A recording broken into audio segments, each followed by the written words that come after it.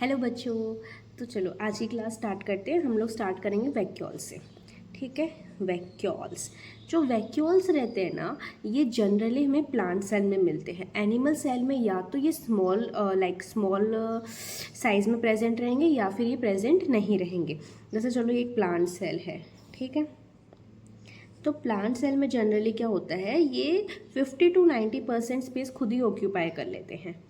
ठीक है। अब इनका काम क्या है? इनका काम है फ्लूइड, मतलब स्टोरेज का। एक तरह से कुछ भी होगा, फ्लूइड है या कुछ सॉलिड है या वेस्ट मटेरियल है, कुछ भी इनको अगर स्टोर करना होगा तो हम किस प्लांट सेल किस प्रकार, वैक्यूल, हेलो वैक्यूल, ये स्टोर करना है। ठीक है। तो वैक्यूल का मेन काम है स्टोर करने का। अब इसकी जो वैक्यूल की जो मेम्ब्रेन होती है ना, ये जो मेम्ब्रेन है ये सिंगल मेम्ब्रेन का ही रहता है और इस मेम्ब्रेन को बोलते हैं टोनोप्लास्ट। क्या बोलते हैं? टोनोप्लास्ट। मतलब हमने जो एंडो मेम्ब्रेनियस सिस्टम पढ़ा था, सारे सिंगल मेम्ब्रेन थे बट किसी की मेम्ब्रेन का नाम नहीं था, बट इस वैक्यूल की मेम्ब्रेन का नाम है, इसको हम लोग बोलते हैं टोनोप्लास्ट। ठीक है। चलो अब मैंने क्या लिखा है एक बार देख लेते हैं। Vacuoles are the fluid filled cavities. हाँ, ये कैविटीज़ इधर रहते हैं, खाली बलून जैसे रहते हैं, ये खाली हमें स्टोरेज का काम देते हैं। ठीक है। साइटोप्लाज्म मिलते हैं, साइटोप्लाज्म में मिलते हैं, surrounded by the single membrane, और उसकी मेम्ब्रेन को टोनोप्लास्ट बोलते हैं। ओके। बाद में a mature plant cell has almost 50 to 90% of the cell occupied with a single layer of vacuole. वही बताया कि जो प्लांट होता है उसके अंदर ऑलमोस्ट 50 to 90% की जो स्पेस है वो वैक्यूल ही ऑक्यूपाई कर लेता है, और ये प्लांट सेल का सबसे लार्जेस्ट सेल ऑर्गेनल्स होता है। ठीक है। बट एनिमल सेल में the vacuoles are either smaller in size या फिर एब्सेंट रहेगा। ठीक है। अब इन वैक्यूल्स को 3 पार्ट में डिवाइड किया है। पहला है हमारा food vacuoles, then we have the sap vacuoles and the contractile vacuoles. अब मैंने वैक्यूल्स का क्या बोला कि भाई ये स्टोरेज का काम करेगा। अब फूड वैक्यूल्स है तो वो क्या स्टोर करेगा? वो स्टोरेज फूड करेगा, स्टोरेज ऑफ फूड। अब फूड में क्या होता है? फूड में ग्लूकोज आ जाएगी, कार्बोहाइड्रेट्स आ जाएंगे। ठीक है। अब सैप वैक्यूल, जो सैप वैक्यूल होता है ये फ्लूइड को स्टोर करता है। किसको स्टोर करता है? फ्लूइड को स्टोर करता है, और इसको हम लोग सेल सैप भी बोलते हैं, सेल सैप। ठीक है। फ्लूइड या कोई भी जो लिक्विड रहता है उसको स्टोर करने के लिए ये काम आता है। नेक्स्ट है हमारा कॉन्ट्रैक्टाइल वैक्यूल। जो कॉन्ट्रैक्टाइल वैक्यूल होता है ये जनरली ऑस्मो रेगुलेशन से रिलेटेड होता है। किससे रिलेटेड है? Osmo regulation. ऑस्मो रेगुलेशन का मतलब क्या होता है कि एक्सेस वाटर को बाहर निकालना। ठीक है। Expel excess water. ठीक है। ऑस्मो रेगुलेशन का मतलब होता है कि एक्सेस वाटर को बाहर निकालना। तो जैसे कि जो कोई यूनिसेलुलर एनिमल्स होते हैं, यूनिसेलुलर एनिमल्स होते हैं, जिसका एग्जांपल हम लेंगे अमीबा का। ठीक है। तो जो ये यूनिसेलुलर अमीबा है, ठीक, इसके अंदर क्या होगा? इसके अंदर सिर्फ एक ही सेल है।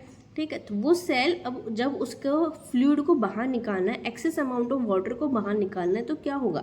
तो ये वैक्यूल काम करेगा। ठीक है। कौन सा वैक्यूल काम करेगा? कॉन्ट्रैक्टाइल वैक्यूल काम करेगा। तो कॉन्ट्रैक्टाइल वैक्यूल कॉन्ट्रैक्ट करेगा, ऑस्मो रेगुलेशन होगा, और वो excess amount of water amoeba के बाहर निकाल देगा। ऐसे ही अमीबा से जो अगर वेस्ट प्रोडक्ट बाहर निकालना है तो कॉन्ट्रैक्टाइल वैक्यूल काम करेगा और वेस्ट प्रोडक्ट को बाहर निकाल देगा ऑस्मो रेगुलेशन की हेल्प से। Got it? तो ये 3 तरह के वैक्यूल्स होते हैं। अब देखो ये इनका काम क्या है? इनका काम है टर्जिडिटी प्रोवाइड करना, रिजिडिटी प्रोवाइड करना। ठीक है। Act as a store house. हाँ, एकदम मेन इनका काम सिर्फ स्टोर हाउस का है। ये पिगमेंट्स स्टोर करेंगे, प्रोटीन, शुगर स्टोर करेंगे, मिनरल्स, सॉल्ट्स या वेस्ट प्रोडक्ट भी ये लोग स्टोर करते हैं टेम्पररी बेसिस के लिए। ठीक है।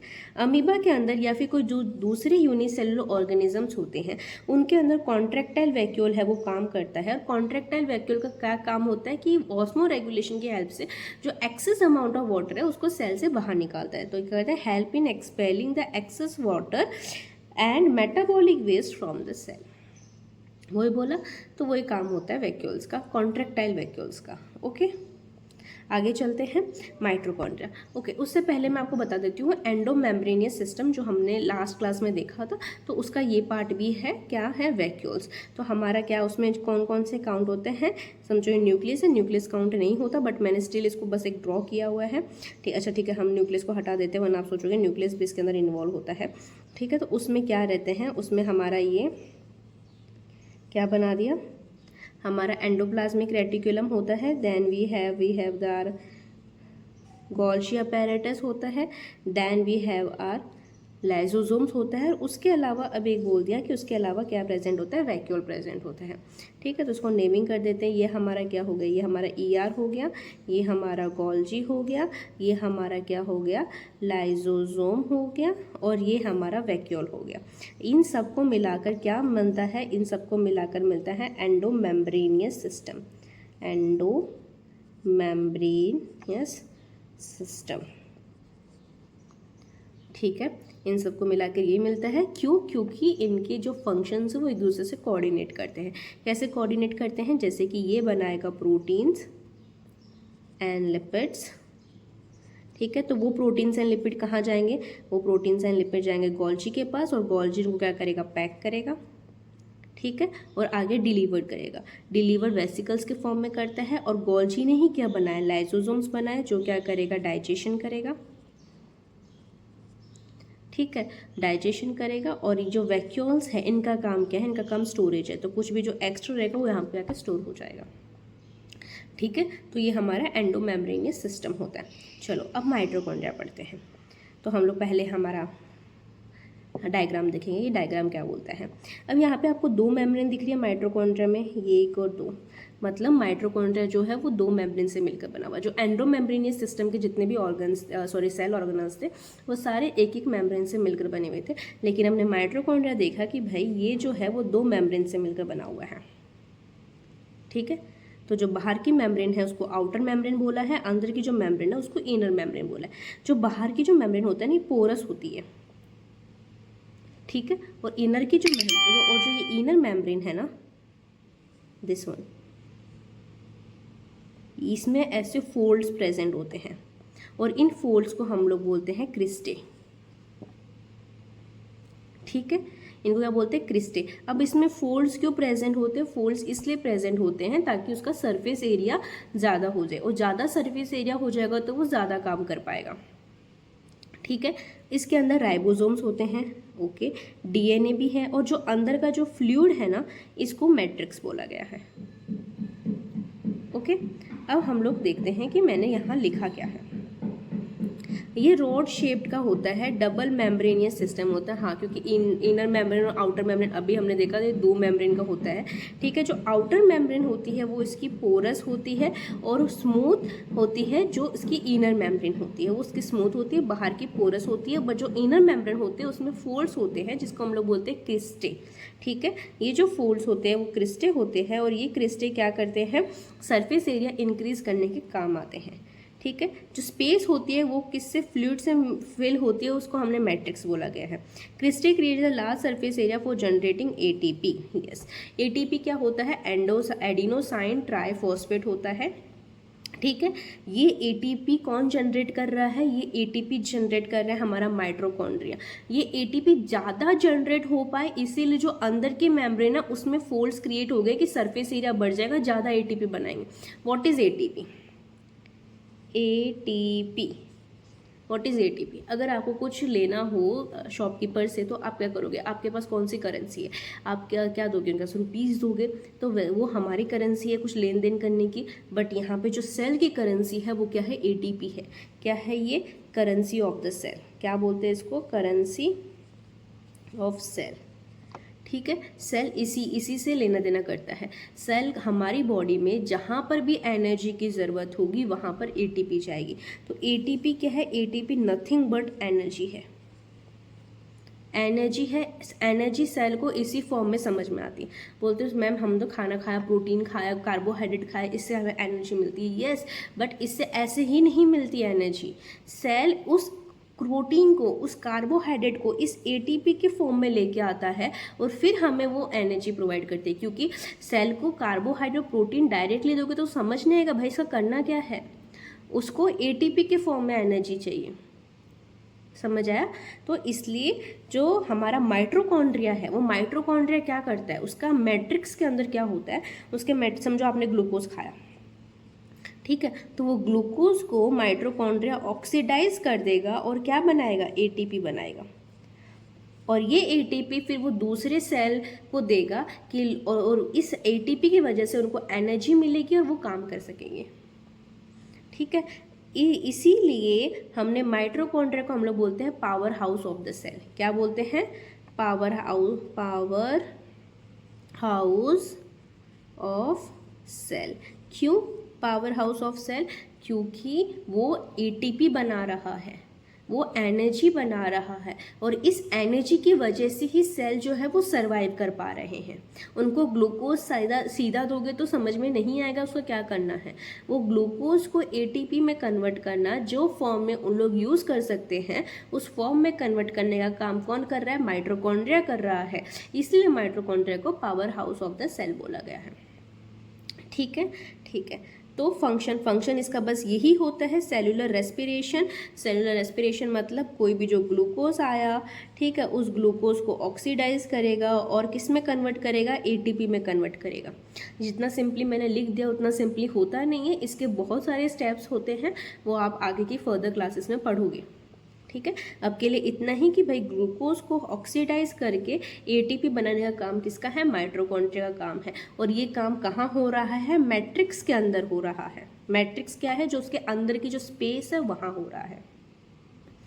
ठीक है, अब समझो कि अब समझो कि माइटोकॉन्ड्रिया खराब हो गया, नहीं उससे पहले एक और चीज़ कि इसके अंदर खुद के डीएनए है। क्या है, ओन डीएनए प्लस राइबोसोम्स। मैंने एक और चीज़ बोली थी, जहाँ जहाँ राइबोसोम वहाँ वहाँ प्रोटीन, तो मतलब इन लोग खुद के प्रोटीन बनाएंगे। और इसके पास डीएनए है, इसलिए इसको अपने काम के लिए दूसरे सेल ऑर्गेनल्स पर डिपेंड होना नहीं पड़ता। न्यूक्लियस के बाद में जो दूसरा सेल ऑर्गेनल्स हमने पढ़ा जिसके पास खुद का डीएनए है, वो क्या है, माइटोकॉन्ड्रिया है। इसको याद रखना, इसमें बहुत सारे एमसीक्यूज भी बनते हैं। ठीक है, कि किसके पास मतलब किसके पास डीएनए है रेदर देन द न्यूक्लियस, तो आंसर हमारा माइटोकॉन्ड्रिया होगा। उसके अलावा एक और है, वो हम आगे देखेंगे। ठीक है, तो इसको याद रखना है, इसके पास खुद का डीएनए होता है, राइबोसोम होता है, इसके लिए खुद की प्रोटीन सिंथेसिस कर लेता है, इसको दूसरे सेल ऑर्गेनल्स पे डिपेंड होने की ज़रूरत नहीं पड़ती, इसलिए इसको सेमी ऑटोनोमियस भी कहा जाता है। ये भी याद रखना है कि इसको सेमी ऑटोनोमियस क्यों कहा जाता है, क्योंकि इसके पास खुद का डीएनए और राइबोसोम है, इसलिए इसको कहा जाता है ये खुद का प्रोटीन सिंथेसिस कर सकता है। गॉट इट, आगे बढ़ते हैं। हाँ, यहाँ मैंने कुछ लिखा हुआ है, ली सिंड्रोम। ये क्या लिखा हुआ है, जनरली ऐसा होता नहीं है, बट कभी क्या मतलब एक डिजीज़ होती है जिसका नाम है ली सिंड्रोम। इस डिजीज़ में क्या होता है, हमारा जो माइटोकॉन्ड्रिया है ये काम नहीं करता, मतलब माइटोकॉन्ड्रियल डिसफंक्शन हो जाता है। क्या होता है, माइटोकॉन्ड्रियल डिसफंक्शन। ये माइटोकॉन्ड्रियल डिसफंक्शन क्या होता है, जब माइटोकॉन्ड्रियल डीएनए ढंग से नहीं बनता, इनहेरिटेंट कुछ चेंजेस आ जाते हैं उसके अंदर, तब हमारा जो माइटोकॉन्ड्रिया वो ठीक से काम नहीं कर पाता और माइटोकॉन्ड्रिया खराब हो जाता है, उसको बोलते हैं माइटोकॉन्ड्रियल डिसफंक्शन। और इस माइटोकॉन्ड्रियल डिसफंक्शन में क्या होता है, ली सिंड्रोम हो जाता है। ली सिंड्रोम क्या होता है, ली सिंड्रोम एक न्यूरोनल डिजीज़ है। न्यूरोनल मतलब जो ब्रेन से रिलेटेड डिजीज़ होती है उसको हम लोग बोलते हैं न्यूरोनल डिजीज़। तो ली सिंड्रोम एक न्यूरोनल डिजीज़ है। वो किसकी वजह से हुई, वो माइटोकॉन्ड्रिया डिसफंक्शन होने की वजह से हुई। इस डिजीज़ में जनरली जो पेशेंट होता है वो अपनी थिंकिंग एबिलिटी, सोचना, उसकी जो स्किल्स वगैरह है वो ख़राब हो जाती है, उसको ब्रीथिंग प्रॉब्लम्स होती है, सीजर्स मतलब दौरे वगैरह आते हैं, ये सारी कंडीशंस होती हैं। ठीक है, अब आगे बढ़ते हैं प्लास्टिड। मैंने अभी ऊपर एक लाइन लिखी थी, सेमी ऑटोनोमियस। क्या लिखी थी, सेमी ऑटोनोमियस। मैंने बोला था कि सेमी ऑटोनोमियस मतलब उसके पास खुद का डीएनए है, ठीक है। उसके पास उसका खुद का डीएनए है, खुद का राइबोसोम्स है, और उसकी वजह से उसको दूसरों पे डिपेंड नहीं होना पड़ता, वो खुद का काम खुद कर लेता है, इसलिए उसको सेमी ऑटोनोमस बोला था। एक हमारा माइटोकॉन्ड्रिया है, दूसरा हमारा प्लास्टिड है, जिसको हम लोग बोलते हैं सेमी ऑटोनस। क्यों? क्योंकि इसके पास भी खुद का इसका डीएनए होता है, खुद के राइबोसोम्स होते हैं, जिसकी वजह से ये अपना खुद का काम खुद कर सकता है, दूसरों पे डिपेंड होने की ज़रूरत नहीं होती। क्लियर? उसके अलावा ये हमारा सिर्फ प्लांट सेल में मिलता है, प्लास्टिड जो होते हैं वो सिर्फ प्लांट सेल में मिलते हैं, एनिमल सेल में नहीं मिलते हैं। और ये भी एक लार्जेस्ट साइटोप्लाज्मिक सेल ऑर्गेनल्स होते हैं प्लांट के। ठीक है। अब इसके पिगमेंट्स के हिसाब से जो हमारा प्लास्टिड है उसके अंदर कौन कौन से पिगमेंट है उसके हिसाब से इनको 3 पार्ट में डिवाइड किया हुआ है। फर्स्ट है हमारा leucoplast, then chloroplast, then chromoplast. Leuco मतलब क्या होता है? वाइट होता है, जिससे इसका नाम, इसमें कौन सा कलर है? कलरलेस है। आपने कोई मतलब प्लांट का कोई ऐसा पार्ट देखा है जो कलरलेस हो? नहीं देखा, क्योंकि वो अंडरग्राउंड होता है। तो जो अंडरग्राउंड होते हैं,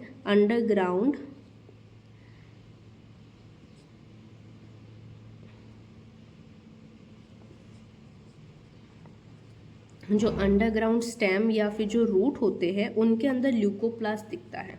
ठीक है। तो इसका कलर क्या रहता है? कलरलेस रहता है। अब ल्यूकोप्लास्ट का जनरली सबका काम स्टोरेज का है यहाँ पर। तो जो ल्यूकोप्लास्ट होता है वो जनरली स्टोर करता है, क्या स्टोर करता है?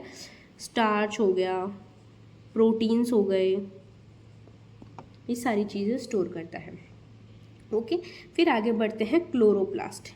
क्लोरो मतलब ग्रीन, तो मतलब जहाँ ये प्लास्टिड रहेगा वहाँ पर क्या, कैसा कलर रहेगा? वहाँ पे ग्रीन कलर रहेगा। याद करो, आपने कहीं प्लांट में कोई चीज़ देखी जो ग्रीन होती है? Yes, leaves. क्या होता है? लीव्स। लीव्स हमारी ग्रीन कलर की होती है, मतलब वहाँ पे कौन सा प्लास्टिड प्रेजेंट है? वहाँ पे क्लोरोप्लास्ट प्लास्टिड प्रेजेंट है, इसलिए वो उसका जो कलर होता है लीव्स का वो ग्रीन कलर होता है। अब वहाँ पर इसका काम क्या रहता है? इसका काम होता है फोटोसिंथेसिस। फोटोसिंथेसिस पता है सबको क्या होता है? फोटोसिंथेसिस मतलब कुछ नहीं होता, बहुत कुछ होता है। इसका मतलब होता है कि भाई कार्बन डाइऑक्साइड और वाटर का यूज़ कर कर glucose banana in the presence of sunlight.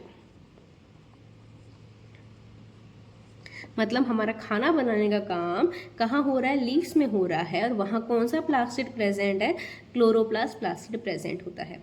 ठीक है। आगे चलते हैं। क्रोमोप्लास्ट। क्रोमो मतलब कलर, मतलब सारे colour rather than the green colour. Green colour को छोड़ के जितने भी कलर होते हैं वो उस वाले पिगमेंट प्लास्टिड को क्या बोलते हैं? Chromoplast plastid. ठीक है। ये जो होते हैं ये कलर किस में देते हैं? ये देते हैं हमारे फ्रूट्स में, फ्लावर के अंदर। आप देखते हो कितने सुंदर सुंदर फ्लावर है, रेड है, पिंक है, येलो है। ठीक है। तो ये कलर्स कहाँ से आ रहे हैं? ये क्रोमोप्लास्ट उनको कलर दे रहे हैं। Got it? चलो आगे पढ़ते हैं। हाँ, हम क्लोरोप्लास्ट थोड़ा सा डिटेल में पढ़ेंगे। क्यों भाई क्लोरोप्लास्ट क्यों डिटेल में पढ़ोगे? ऐसा क्या है क्लोरोप्लास्ट में? क्लोरोप्लास्ट में ऐसा इसलिए है क्योंकि वो लीव्स में प्रेजेंट और वहाँ पे फोटोसिंथेसिस हो रहा है, जो मेन प्रोसेस है खाना बनाने का। ठीक है। तो खाना कहाँ बन रहा है, कैसे बन रहा है, वो हम लोग एक बार देख लेते हैं। ठीक है। हम लोग सबसे पहले इसका स्ट्रक्चर ही देखेंगे कि भाई इसके स्ट्रक्चर में क्या है। तो जो क्रोमोप्लास्ट है इसमें डबल लेयर है। यस, इसमें 2 लेयर है, आउटर लेयर है और इनर लेयर है।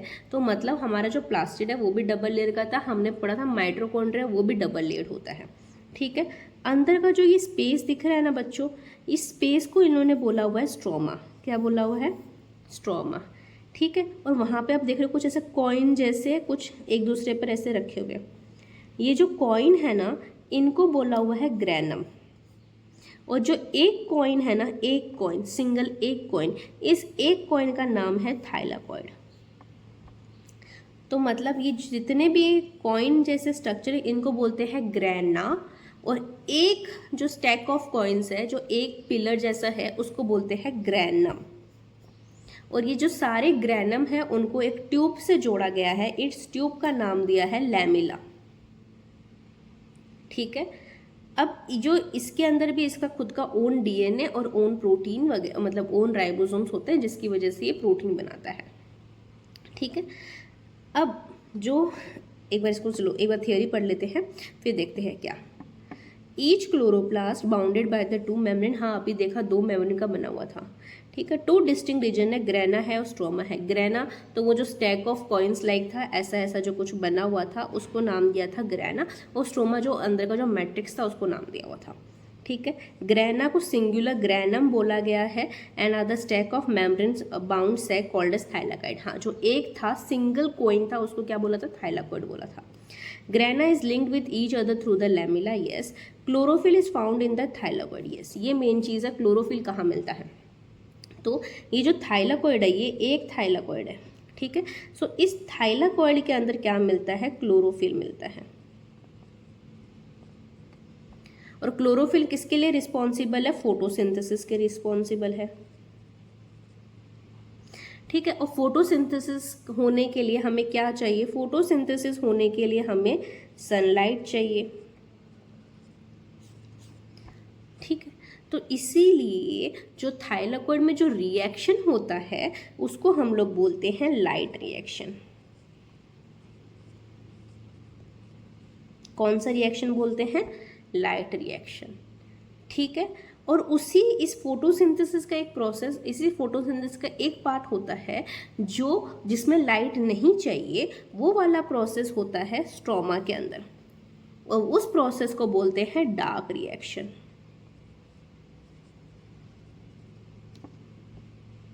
ठीक है। तो लाइट रिएक्शन कहाँ हो रहा है, थाइलाकॉइड के अंदर हो रहा है, और डार्क रिएक्शन कहाँ हो रहा है, स्ट्रोमा के अंदर हो रहा है। ये मेन चीज़ है, इसको याद रखना है, ठीक है। Okay, each granum constants around 10 to 20 thylakoid, yes. मैंने यहाँ पे जो मैंने बनाए हुए ये मैंने 4 से 5 बना दिए, बट ये एक्चुअली में 10 से 20 होते हैं। The space outside the thylakoid is called as stroma, हाँ ये जो स्पेस बची हुई है ये क्या है, ये हमारी स्ट्रोमा है। और इस स्ट्रोमा के अंदर जो रिएक्शन होता है उसको हम लोग डार्क रिएक्शन बोलते हैं, क्यों, क्योंकि उसके अंदर लाइट की रिक्वायरमेंट नहीं होती। लाइट की रिक्वायरमेंट कहाँ होती है, जहाँ क्लोरोफिल प्रेजेंट है। क्लोरोफिल कहाँ प्रेजेंट है, क्लोरोफिल इस थाइलाकॉइड में प्रेजेंट है। यहाँ क्लोरोफिल प्रेजेंट है, क्लोरोफिल प्रेजेंट है तो वहाँ फोटोसिंथेसिस होगा, फोटोसिंथेसिस होगा मतलब वहाँ पे सनलाइट की जरूरत पड़ेगी, लाइट की जरूरत पड़ेगी, इसलिए उस रिएक्शन को क्या बोलते हैं, लाइट रिएक्शन, ठीक है। समझ में आया क्या है हमारा क्लोरोप्लास्ट। और क्लोरोप्लास्ट जो होता है ना, वहां पर उसके पास भी उसका खुद का ओन डीएनए और राइबोसोम्स होते हैं, जिसकी वजह से वो खाना खुद बनाते हैं। अब जो क्लोरोप्लास्ट है वो किसका पार्ट है, वो प्लास्टिड का ही पार्ट है। जैसा प्लास्टिड होगा वैसा ही क्लोरोप्लास्ट होगा। प्लास्टिड को हमने बोला वो सेमी ऑटोनॉमस है, ठीक है। तो अब क्लोरोप्लास्ट उसी का पार्ट है, तो इसके पास भी खुद का डीएनए, खुद का राइबोसोम्स होगा। Got it, clear. सो आज हमने क्या पढ़ा, आज हमने पढ़ा माइटोकॉन्ड्रिया क्या होती है, प्लास्टिड के अंदर तीनों पार्ट, क्लोरोप्लास्ट को थोड़ा डिटेल में पढ़ा, और उसके साथ में हमने पढ़ा वैक्यूल्स क्या होता है। Okay, clear. तो हम नेक्स्ट क्लास में अब जो सेल ऑर्गेनल्स बच गए हैं, जैसे कि सेंट्रोजोम्स और पेरोक्सीजोम्स या राइबोसोम्स, जो छोटे छोटे सेल ऑर्गेनल्स और 1 2 3 ही है, ज़्यादा नहीं है, वो बच गए हैं, उनको कवर करेंगे। ओके, तो कुछ भी डाउट होगा तो कमेंट बॉक्स में ज़रूर लिखना। तब तक के लिए बाय बाय।